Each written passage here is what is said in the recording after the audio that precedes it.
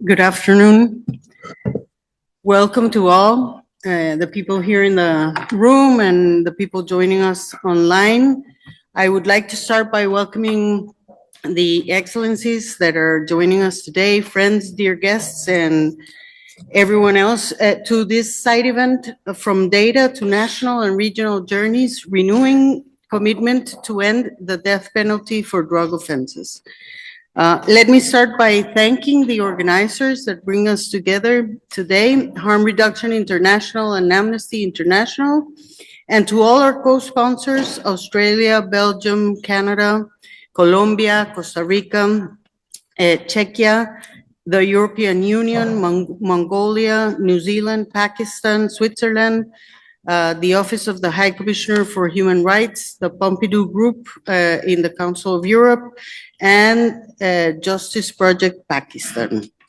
This side event aims to address the use of death penalty for drug use offenses in light of recent trends and learn from recent national experiences and explore actionable avenues for reforming death penalty and policy and practice both at a national level and through international cooperation, with particular focus on the role of Vienna-based bodies. Without further ado, we will start with the opening statements that reflect on domestic trajectories of countries which have abolished or are restricted use of the death penalty. The first statement is by His Excellency Tsengeg Mijiddorj, Ambassador of Mongolia to the UN organizations in Vienna. Go ahead. Thank you, Madam Chair. And first of all, I would like to express my gratitude to the Harm Reduction International and also the other organizers for providing this opportunity. And also, I'd like to extend my appreciation to all participants, especially the speakers, as well as those who are online. Drug-related offenses are serious crimes that threaten human health, safety, and social stability, as well as values such as family well-being and protection of future generations. However, even in the face of these serious concerns, the death penalty cannot be considered an effective solution. The death penalty may also reinforce cycles of violence rather than prevent them. Instead of relying solely on punitive approaches, justice systems should prioritize prevention, rehabilitation, and reintegration into society. The 2025 World Drug Report highlights the continuing expansion of the global drug market, including rapid growth of synthetic drugs and the record levels of cocaine production. These developments demonstrate that even in regions where harsh penalties exist, drug-related crimes continue to persist. Mongolia abolished the death penalty de facto on January the 1st of 2010, when then the President of Mongolia announced a moratorium on capital punishment. This decision reflected a strong commitment to the protection of the right to life. However, the transition from moratorium to full abolition is often a long and a careful process. It requires sustained engagement from the legislative branch, as well as meaningful dialogue with the public. During this process, it is essential to raise awareness and ensure that citizens understand the human rights principles, legal safeguards, and social benefits associated with abolishing the death penalty. Public discussions, advocacy campaigns, and educational initiatives play an important role in helping society understand that justice can be upheld without resorting to capital punishment. Following sustained advocacy by the National Human Rights Commission of Mongolia, together with international and civil society organizations, legal professionals, and academics, the Parliament of Mongolia ratified the second optional protocol to the International Covenant on Civil and Political Rights on the 13th March 2012. Subsequently, the revised criminal code removed the death penalty from the list of criminal sanctions, and this entered into force on the 1st of July 2017, marking the full and formal abolition of death penalty in Mongolia. In recent years, however, there has been a concerning trend in which some have considered reintroducing the death penalty or slowing progress toward abolition in response to rising transnational crimes such as drug trafficking and terrorism. Nevertheless, the international human rights community must continue encouraging states to carefully reconsider whether the death penalty truly achieves its intended goals. Our continued international cooperation remains essential. We must work together to encourage more states to join the global movement toward the moratorium on death penalty and to strengthen their commitments under international human rights. I'm confident that today's side event will provide an important opportunity to demonstrate that the path toward abolition is both realistic and achievable while maintaining open and constructive dialogue among all countries. Thank you, Madam Chair. Thank you so much for your statement, Ambassador Mijiddorj. Now, I would like to give the floor to Mr. Akil Malik, Minister of State Law and Justice of Pakistan, to deliver his statement on domestic trajectories focusing on Pakistan. Welcome. You have the floor. Thank you, Honorable Chair. Let me begin by thanking the organizers for this event, Harm Reduction International and Amnesty International, and all the other partners who've made this discussion possible. I would like to acknowledge and thank the governments and the institutions that have supported this side event. And for Pakistan, this gathering carries particular significance. This is the first time that the government is actually proudly co-sponsoring this event. And I understand that this is the first time that we have co-sponsored a side event at the CND itself, and specifically that addresses the death penalty. The steps are very important that have been taken thus far, and it reflects a clear and growing institutional commitment within the government of Pakistan to pursue more humane and proportionate responses to drug offences. Pakistan's position today is clear. We do not support the death penalty for drug offences. In 2023, Pakistan abolished the death penalty for drug offences under its narcotics law. The decision followed careful reflection within our justice system and a sober assessment of how the law was actually functioning in practice. For many years, death sentences were being imposed in drug cases, yet none of those cases, when they reached the superior courts, or great majority of them, if not all, particularly the Supreme Court of Pakistan, the death sentences were overturned 100% of the time. This created a deep problematic situation, and individuals were being sentenced to death, but those sentences were not legally sustainable. As a result, many people remained on death row for a long period of time while their cases slowly moved through the judicial processes. That situation served neither justice, dignity, or public safety. From a legal perspective, it demonstrated that the punishment itself was disproportionate and incompatible with the constitutional safeguards. From a policy perspective, it showed that the death penalty was not functioning as an effective deterrent. There was no evidence that its existence reduced drug trafficking or drug-related crimes.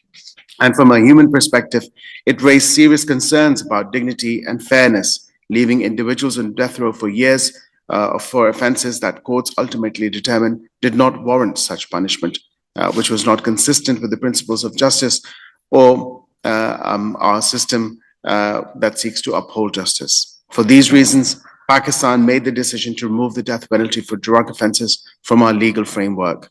This reform reflects a broader recognition that responses to drug-related crimes must be proportionate, evidence-based, and consistent with the fundamental human rights. At the same time, we recognize that reform is an ongoing process, and at Ministry of Law and Justice, we're continuing to work to strengthen the justice sector responses to drug offences in ways that promote fairness, accountability, and proportional sentencing. One example is the introduction of judicial training course on the international guidelines of human rights and drug policy. This course familiarizes the judges with international standards of proportionality, due process, and treatment of vulnerable groups in drug-related cases. Another initiative is our work to strengthen the legal aid system so that individuals charged with drug offences have access to effective legal representation. We at Legal Aid and Justice Authority have launched a pioneer digital legal aid pilot project in Rawalpindi Jail that is providing effective, gender-sensitive legal representation to women facing drug charges. These efforts reflect a broader commitment of the government to move towards justice responses that respect human dignity while still addressing the harms associated with drug trafficking. At the international level, Pakistan is also keen to engage in dialogue and exchange with other countries drug policy challenges that are complex, and no single country has all the answers. This is why forums such as CND are so important, as they allow us to share experiences, learn from one another, and identify approaches that work. Pakistan comes to this conversation not as a country that has solved these issues, but as a country that is actively engaged in reform and willing to learn from experiences of others. We are particularly interested in exchanging lessons on proportional sentencing, alternatives to incarceration, and justice sector mechanisms that can better protect the rights of the individuals while ensuring effective responses to drug-related crime. Let me conclude by reiterating Pakistan's appreciation to the organizers for creating a space for such discussion, and we're committed to continuing this dialogue and working together with partners across the government, international organizations, and civil society to advance more humane and effective approaches to drug policy. Thank you.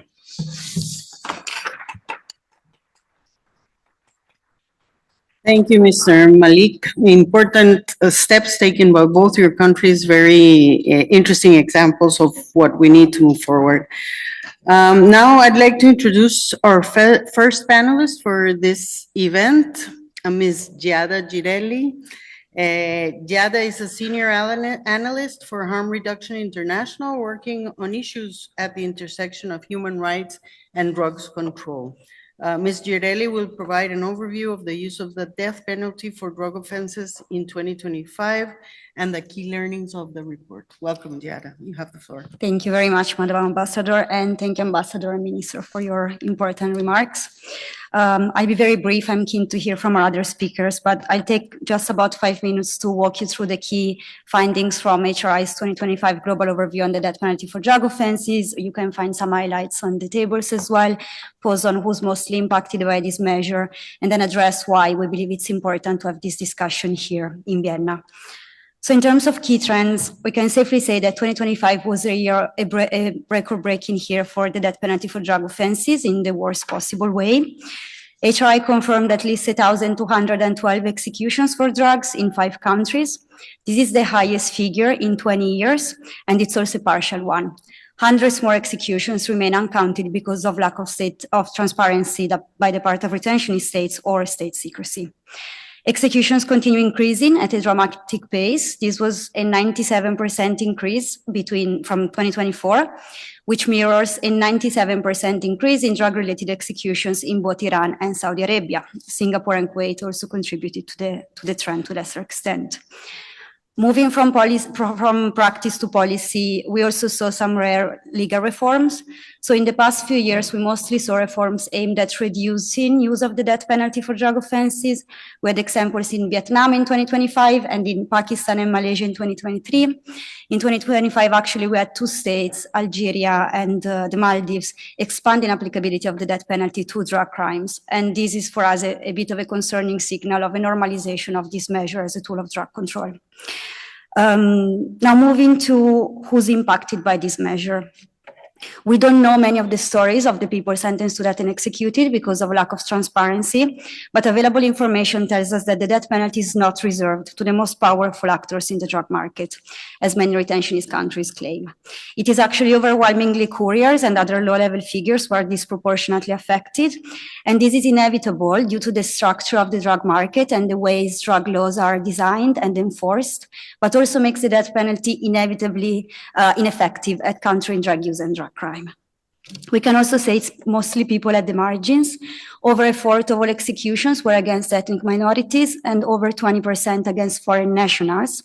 And these groups tend to traffic drugs across borders because of coercion or economic deprivation. And then when they get caught in the criminal justice system, they face very specific challenges, for example, around consular assistance, fair trial, lack of legal assistance and interpretation.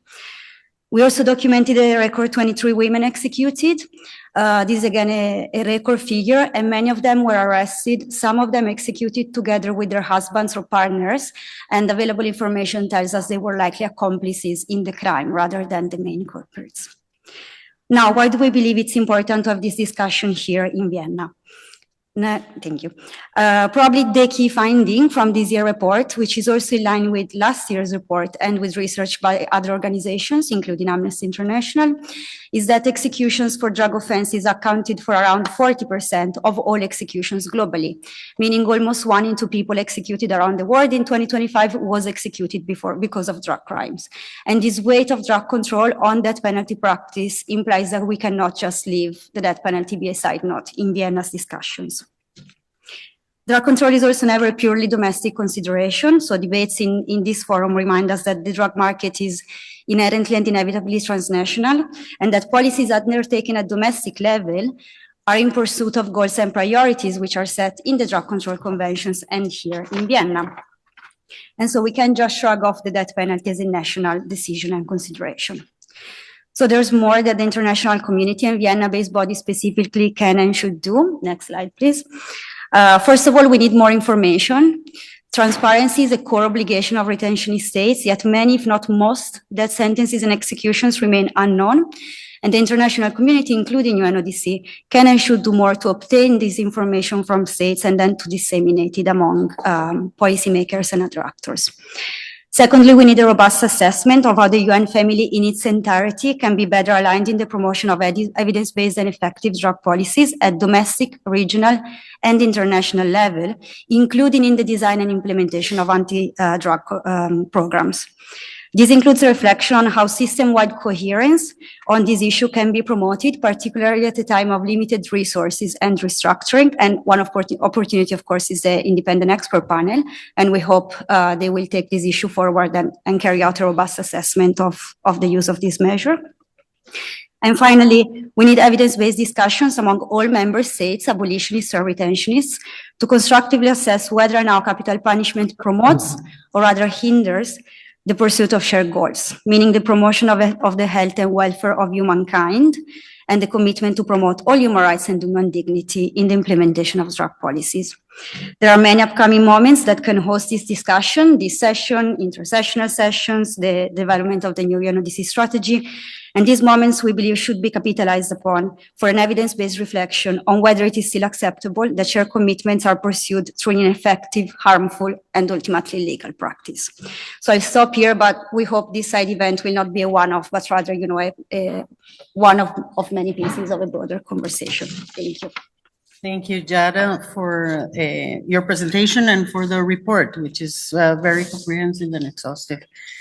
Our next panelist is His Excellency Edmund Bon, whom will be doing his intervention online. Mr. Bon is currently representative of Malaysia to the ASEAN Intergovernmental Commission on Human Rights, where he spearheaded discussions on human rights-centered drug policies. He's also the head of chambers at AICHR Bonn and a leading firm engaging in civil, criminal, and human rights litigation in Malaysia. Mr. Bon will share insights on developments on the death penalty for drug offenses, both in Malaysia and in Asia. The floor is yours. Thank you, Excellency Olga Mata, Permanent Representative of Costa Rica to the United Nations in Vienna. Excellency Tsengeg, Girelli, Permanent Representative of Mongolia in Vienna. Sorry, Mr. Bon, we lost your audio, if you can hear us. So I can hear you. Can you hear me? Now we can hear you. My fellow panelists, Dr. Sato, UN Special Rapporteur on Iran, Ms. Giada, Girelli, Harm Reduction International. Distinguished delegates, ladies and gentlemen, thank you for inviting me once again to participate in this important discussion. When I first spoke in 2024, I focused my intervention on the national experience of Malaysia. My country went from carrying out its last execution in 2017 to establishing an official moratorium on executions in 2018 and eventually abolishing the mandatory death penalty and imprisonment for natural life, as well as repealing the death penalty completely for 7 offences in 2023. The resentencing process that ensued saw the number of people under sentence of death lower from over 1,200 before the reforms to approximately 50 confirmed death sentences afterwards, in just over a year. I cannot understate the importance of these achievements, yet it has been a journey not free from obstacles, all largely centered around the perception of the death penalty as a just and effective punishment. A key factor in driving this positive change has been studying and informing key stakeholders and the public on the realities of the death penalty, that at times it has been unfairly applied, it is disproportionate, and it has affected those at the margins of our society from most disadvantaged backgrounds.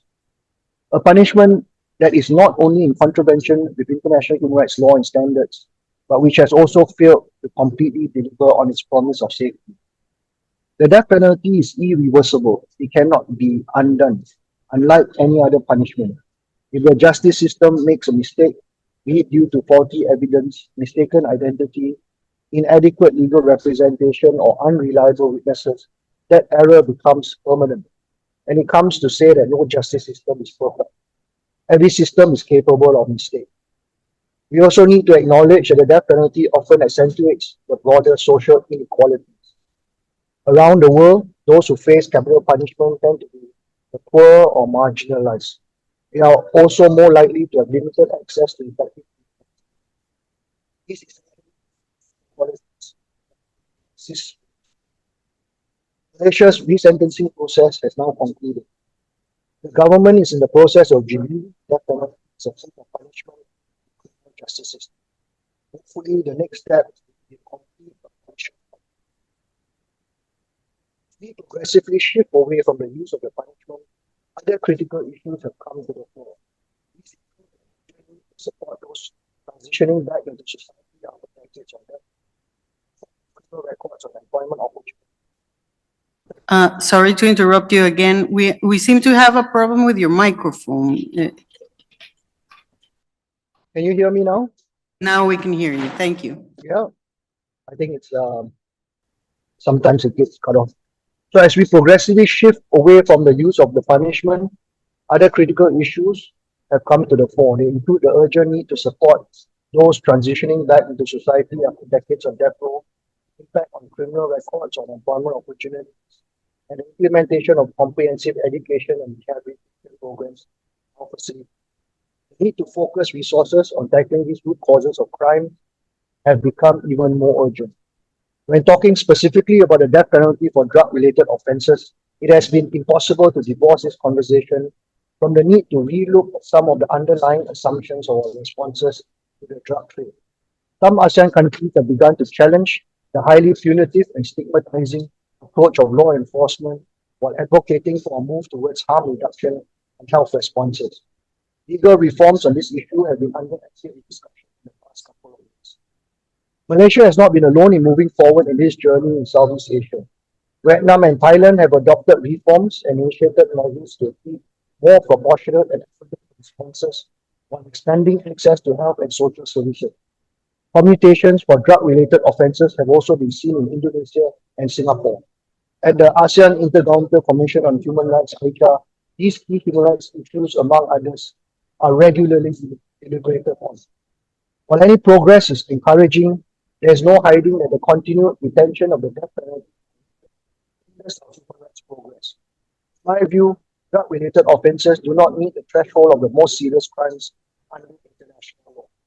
Complaints about mandatory death sentences, unfair trials, restricted access to legal counsel from arrest, and the lack of mental health assessments are some of the cases we receive. These are not merely legal issues, but they are matters of justice, dignity, and humanity. As much as regional cooperation has been a key feature in law enforcement, it is critical that we reflect on a change approach as a region. It is in this context that as Malaysia's representative to AICHR, chairing the commission last year, I made it a point to initiate a landmark program to address the intersection of drug policies with human rights and health, focusing on the need for a more human rights-based approach to drug policy. We had representatives from the ASEAN senior officials on drug matters, ASEAN, among others, attending. The training was conducted at a critical time, as the ASEAN Work Plan on Securing Communities Against Illicit Drugs, which ran from 2016, came to an end in 2025, and a new one is in the pipeline. Discussions focus on integrating human rights into the traditional zero-tolerance approach adopted in ASEAN through two key principles. First, embedding the do no harm principle in law enforcement policies, and second, recentering health as a right to be protected rather than a service to be delivered. We are now in the process of considering, as AICHR, a common position moving ahead. The Commission on Narcotic Drugs, CND, is a principal policy-making body of the United Nations on all matters of international drug control, and as the governing body of the United Nations Office on Drugs and Crime, enjoys the strong support of governments in ASEAN, including my own. It is imperative that the United Nations commitment to human rights is means action throughout all its works and policy. This ripple effect will have no bounds. Thank you very much. I hand the floor back to you, Excellency Chair. Thank you, Mr. Bon, for your presentation. And our last panelist for the event is Dr. Sato. Dr. Sato is currently UN Special Rapporteur for the situation of human rights in the Islamic Republic of Iran and the director of the Institute of Crime and Justice Policy and Research at the Birkbeck University in London. Dr. Sato is renowned academic and criminologist and an expert in the death penalty and law enforcement. You have the floor. Thank you, Madam. Hello. I started my mandate as Special Rapporteur on Iran in August 2024. So last year, I presented my first report at the Council. There, I was alarmed at the number of drug-related executions in Iran, stating that at this rate, in 2025, the total number could exceed 1,000. And next week, I will be presenting at the Council again, and a conservative estimate of the total number of death penalty execution is going to be over 1,600. Among this, around 800, so half, is for drug-related executions. And this is a conservative figure that I will be presenting at the Council. I think Harm Reduction International's report that's just published quotes a significantly higher number than that. So the number of total execution has increased, but in terms of the proportion of death penalty executions, that has remained the same. So consistently, it's been around half of the total number of executions has been for drug-related executions. I want to just also stress that during the nationwide protests that started on the 28th of December, during January and February, drug-related executions have continued. So even the protest, that has been a constant. I don't have information what has happened since the war had started, but that is to do with internet disruptions and also the CSOs not being able to get reliable information. But there are reports of such executions continuing, just not verified cases. Giada's already mentioned about the lack of transparency, and that also applies to Iran's use of the death penalty.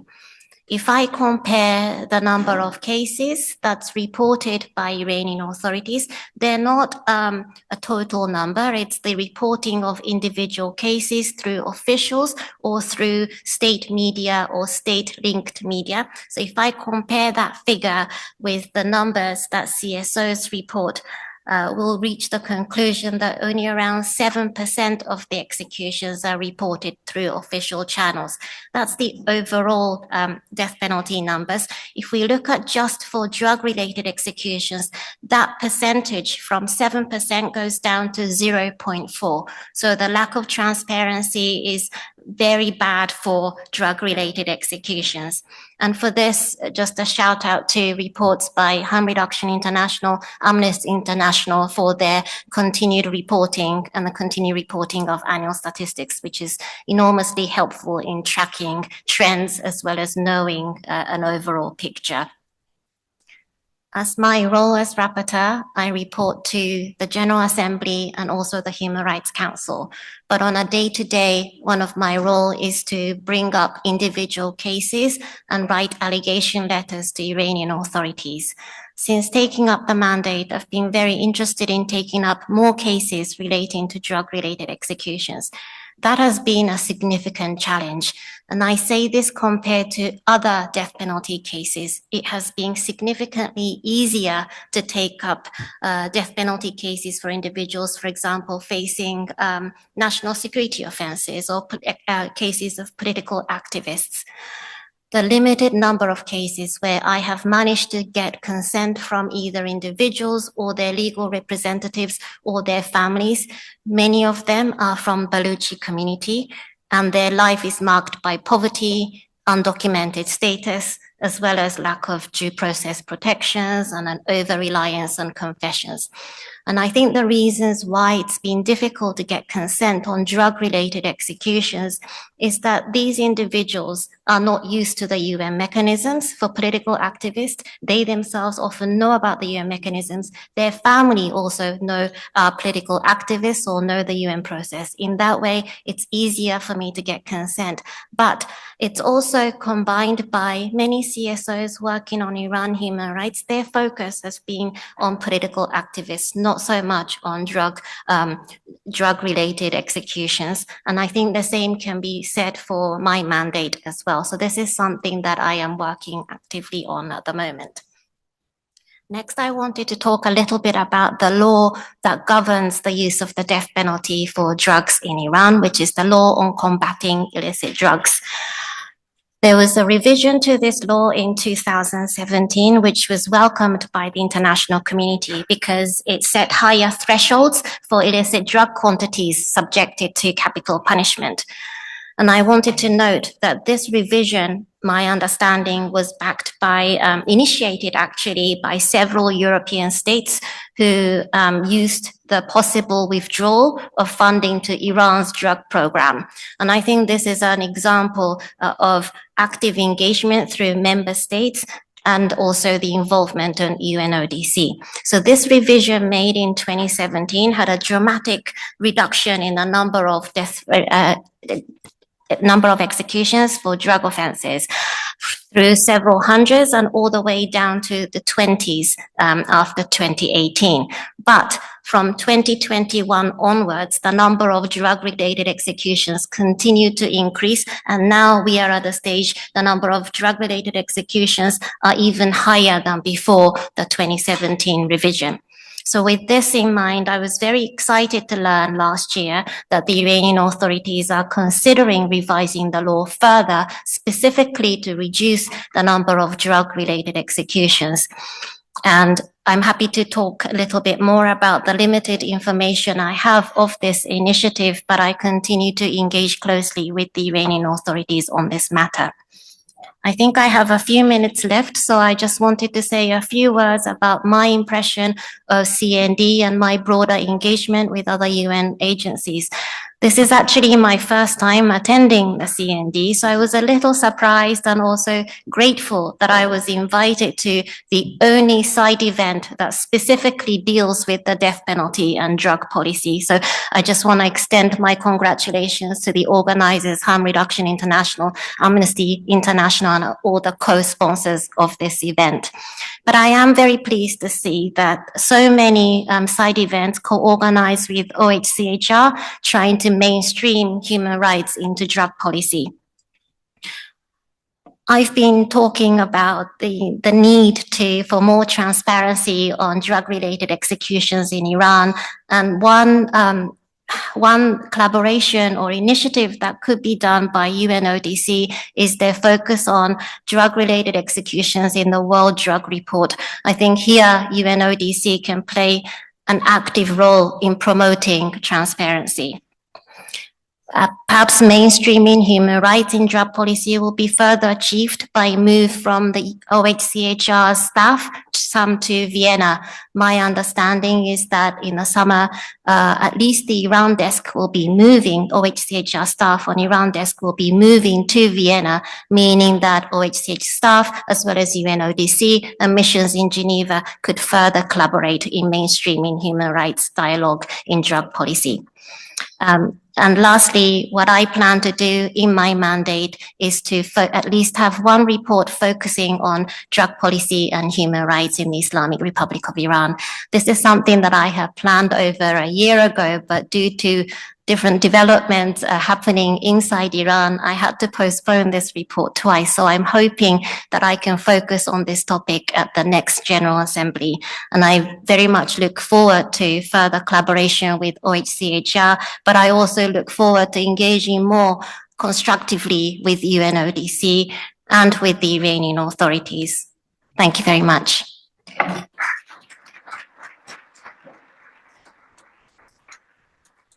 Thank you very much, Dr. Sato, for your intervention and for your presentation, and to all our panelists for your very insightful interventions. I would like now to open the floor for any comments or questions you have for the panelists. So please raise your hand. Yes.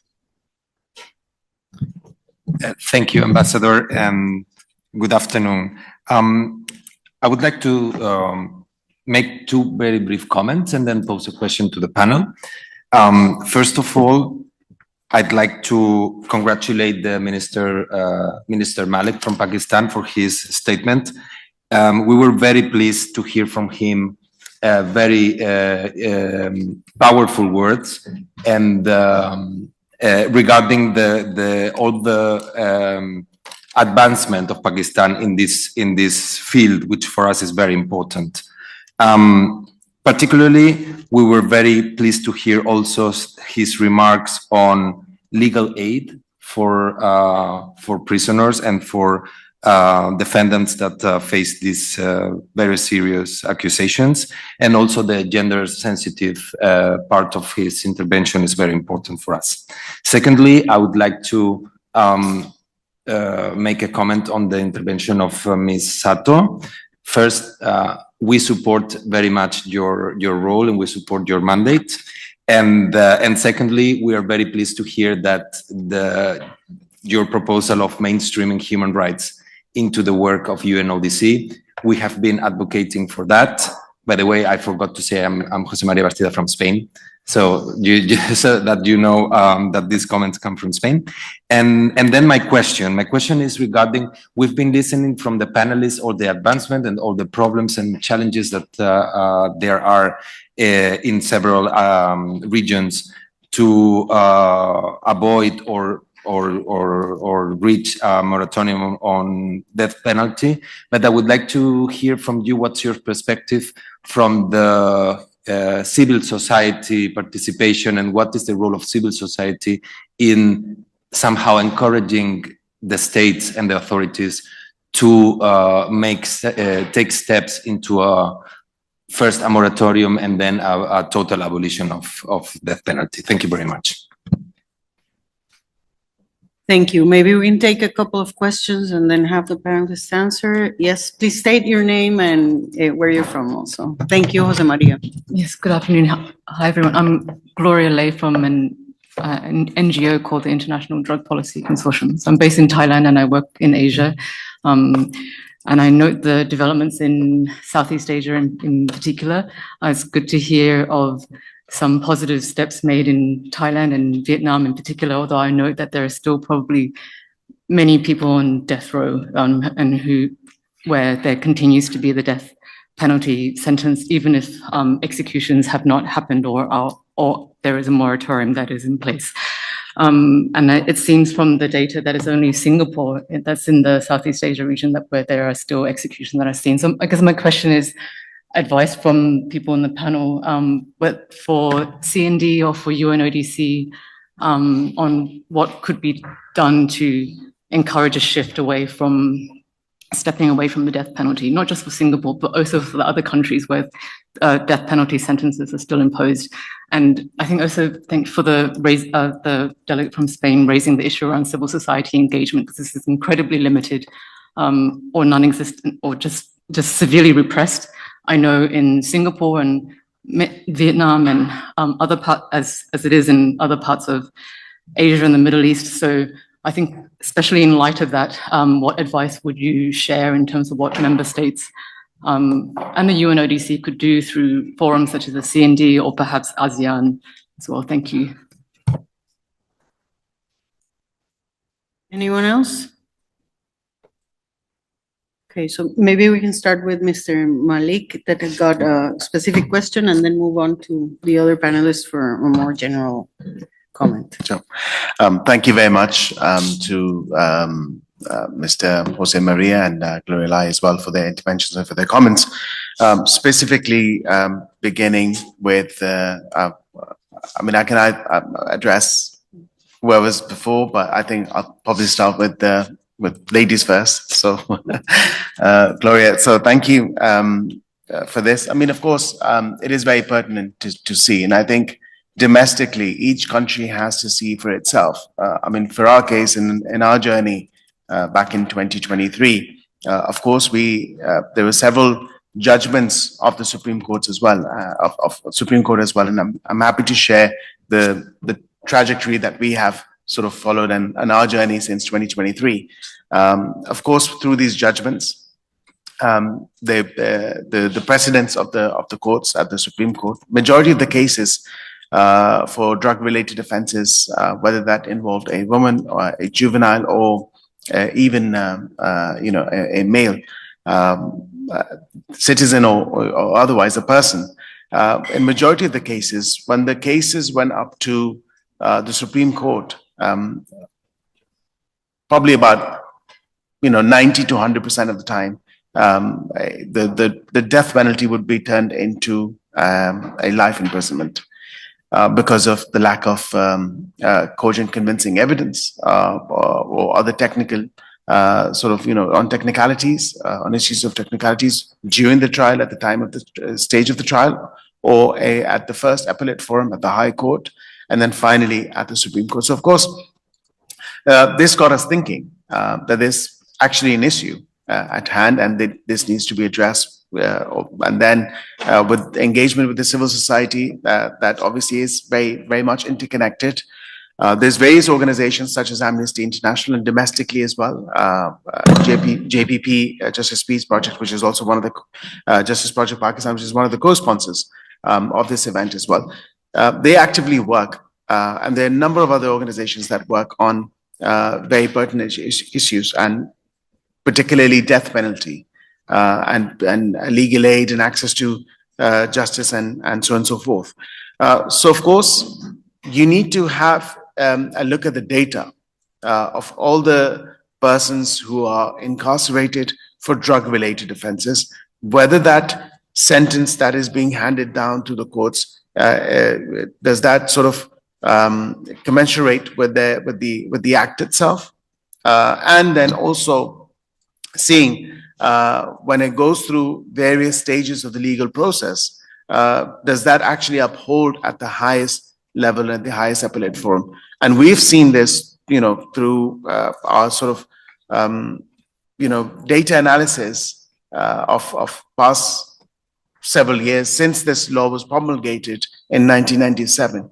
And we've seen that in majority of the cases, the death penalty was then obviously shifted and changed to life imprisonment, or it was just completely taken out altogether. With regards to one of I think the question was pertaining to moratorium, I believe. We've had a moratorium in place for the past 6 years, and there's been no executions whatsoever. And this is how we are hoping to go in the same direction for any offences, not just drug-related offences, but I mean, there is no more death penalty for drug-related offences. But for all the other offences as well, we've had a moratorium in place, and the engagement with civil society is very, very important, and we continue to seek guidance as well, and updates on various issues at not just the Ministry of Law and Justice, but also Ministry of Human Rights. So we collaborate with them very closely, such as, this is one of the events that we've also collaborated on to have come on board at CND, so as to not only showcase, because what we're looking for is not endorsement. We're looking for engagement, an engagement that goes far and beyond than our region. And of course, we're looking at South-South cooperation, and we've had a few meetings on that as well. And legal aid, access to justice, which is very, very important, because I have in the delegation the Director General of the Legal Aid and Justice Authority, which comes under Ministry of Law and Justice. And we have specifically just piloted a project now during the opening remarks, of which I made a mention, is we've identified 120 women that are incarcerated under trial for drug-related offences, and juveniles along with them. And we are leveraging the use of technology through AI and digitization to link the lawyers that we would have sensitized through a training on how best to deal with drug-related cases, and that too involving women and juveniles.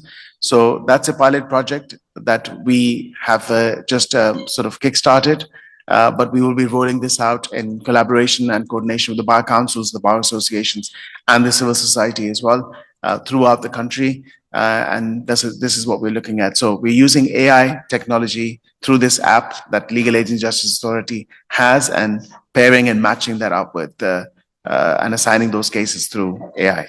So I hope I tried to sort of cover all of the topics. But yes, engagement with CSOs of relevant ministries. I cannot emphasize enough of how important this is for their extra help and extra support, and maybe perhaps guidance as well in many cases. Thank you. Thank you, Dr. Sato or Ambassador Mijiddorj. If you want to comment, go ahead, Dr. Sato. Shall I start? Yeah, absolutely. I'll start with the question from the Spanish delegation, the question about the role of civil society. I think civil society plays a tremendous role in terms of documenting death penalty cases in countries where there's lack of transparency, but also working on individual cases in collaboration with legal representatives in challenging the sentence, but also doing more broader advocacy on policy level, challenging the legislations and also bringing constitutional challenges. But if I focus on civil society working on human rights situation in Iran, the CSOs used to get a lot of funding from the US State Department. Now that's gone. The capacity to document, work on individual cases has significantly diminished. And I think there is an opportunity here for other member states to step up and to support the civil society in this area. My role as Special Rapporteur has been to speak to the established Iranian human rights organizations for them to take up and look into the cases of drug policy and human rights in Iran. And one of the things I'm trying to do is to take up individual cases and write more in the reports. But I think there's a lot that CSOs can do. But at the moment, if I speak about Iranian CSOs, I think they want to do more, but they can't because of the severe funding cuts. From Gloria's, your question on stepping away from the death penalty and what are the learnings, I think it's, maybe I say this because I'm an academic, but I think we need to look sort of more carefully about the positive developments in Malaysia as well as Indonesia, Pakistan. And I think we need to see to what extent those developments are transferable in the region, what contributed to the success, what we can learn. And I think in that area, I think academia can play a big role, but also international organizations can play a big role, as well as UNODC. And in that, I think Harm Reduction International does an excellent job in coordinating various CSOs that work in different jurisdictions. I also think there's a role for states to play, as you mentioned about the experience of Pakistan, the experience of Malaysia, not quite abolishing, but abolishing the mandatory death penalty, and perhaps states that retain the death penalty but do not execute on drug-related offences. I think a discussion, including those states into the discussion, would be useful. But I don't have a concrete answer on to what extent one example in a country can be transferred, what are the causes, what is the sort of the bigger learning points, and would one lead to another? And so, yeah, but thank you for the question. Thank you, Dr. Sato and Giada. Thank you, Ambassador. And I love coming last because great points were raised already. I don't have to raise them again. I can be very quick.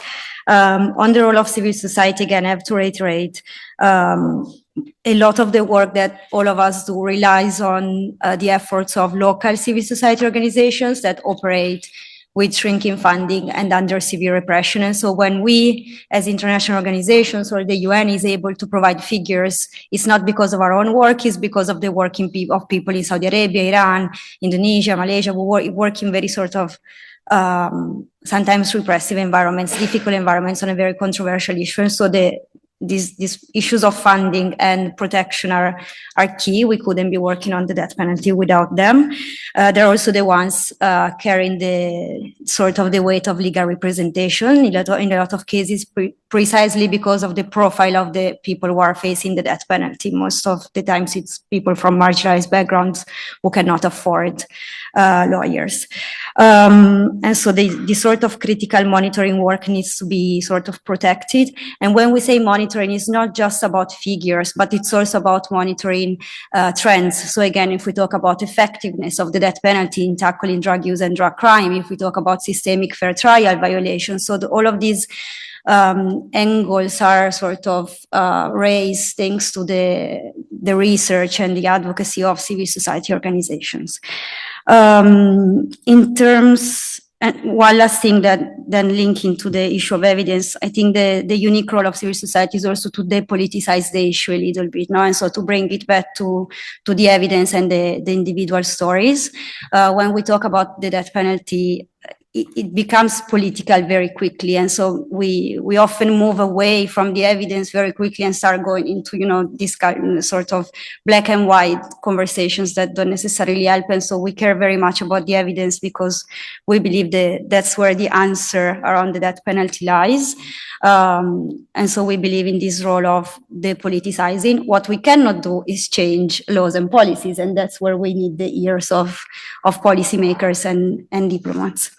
In terms of the role of UNODC, I mean, UNODC is the UN Office on Drugs and Crime, and so there's no better agency, in our view, to tackle this issue.